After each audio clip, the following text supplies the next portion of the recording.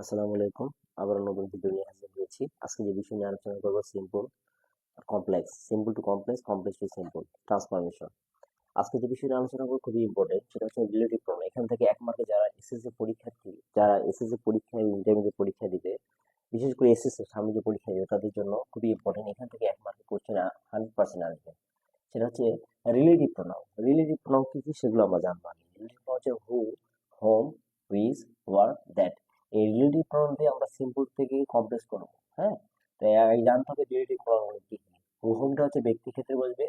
Which, what, that এটা হচ্ছে which হচ্ছে ইতর প্রাণী বস্তুর ক্ষেত্রে বসবে। হোয়াটটা ইতর প্রাণী বস্তুর ক্ষেত্রে বসবে। দ্যাটটা ব্যক্তি বা বস্তু দুটার ক্ষেত্রে বসতে পারে। আচ্ছা, তাহলে আমরা রিলেটিভ প্রোনাউন কি জানলাম? হু, হোম, হুইচ, হোয়াট, দ্যাট। এখন দেখো, আমরা কমপ্লেক্স একটা বক্স করেছি, সিম্পল একটা বক্স করেছি। সিম্পলে লিখছি subject plus verb plus object plus present participle যুক্ত। সিম্পলকে যখন আমরা কমপ্লেক্স করব সেক্ষেত্রে কি করবো? বাক্যটা এখন মিলে নিই। সাবজেক্ট মিলছে, আচ্ছা, ভার্ব মিলছে, অবজেক্ট মিলছে, দেন হচ্ছে দেখো মূল ক্ষেত্রে আইনি যুক্ত হচ্ছে পার্টিসিপল, কি বলবো? Present participle. এই যুক্ত বাক্যকে যখন সিম্পল কমপ্লেক্স করতে বলবে তখন আমরা কি লিখবো? আই স আর নিশ্চিত, মানে অবশ্যই তোমাদেরকে ওই রিলেটিভ প্রোনাউনটা তোমাকে কমপ্লেক্স করতে হবে। আই সু এ বার্ড।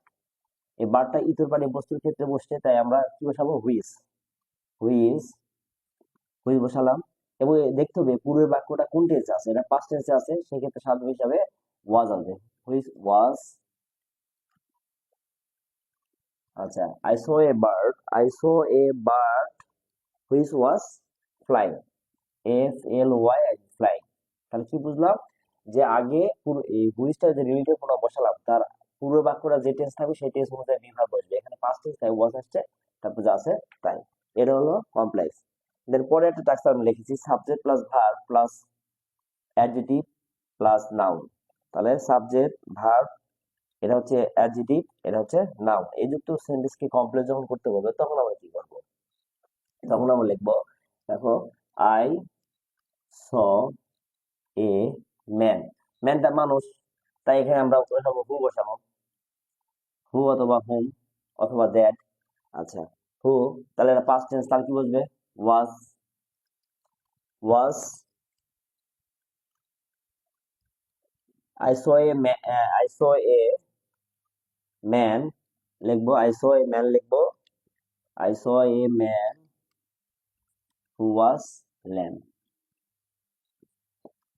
এটা হয়ে গেল কমপ্লেক্স। দেন একটা বাক্য দেখো, হেল্প দিস ওয়েল। এই বাক্যকে কমপ্লেক্স করতে গেলে তোমাকে ধরতে হবে এই বাক্যের সাবজেক্ট ইট ধরে নিতে হবে। ইট সাবজেক্ট আমি ধরে নিব। এটা প্রেজেন্ট টেন্স, তাই ইজ আসবে। It is health. এটা ইতর পানে বস্তুর ক্ষেত্রে হুইজ আসবে। রিলেটিভ প্রোনাউন হিসেবে হুইজ ইজ ওয়েলথ।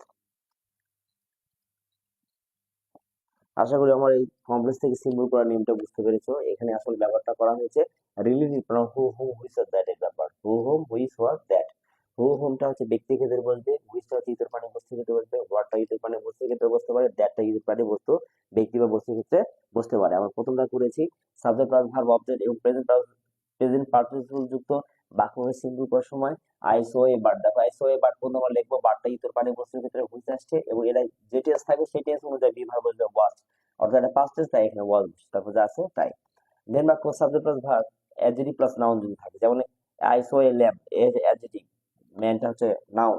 তাহলে আই সো এ ম্যান লিখবো, তারপর অ্যাডজেক্টিভটা পরে বাক্যে আমরা দিতে পারবো। হুটা কেন দিলাম? যে ব্যক্তি দেখছিলাম সেই ব্যক্তিটা খোলা ছিল, ল্যাম্প ছিল। তাহলে হুটা বসালাম ব্যক্তি ক্ষেত্রে, আর এটা পাস্ট টেন্স, তাই ওয়াজ বসালাম, বাকি অংশ লিখলাম।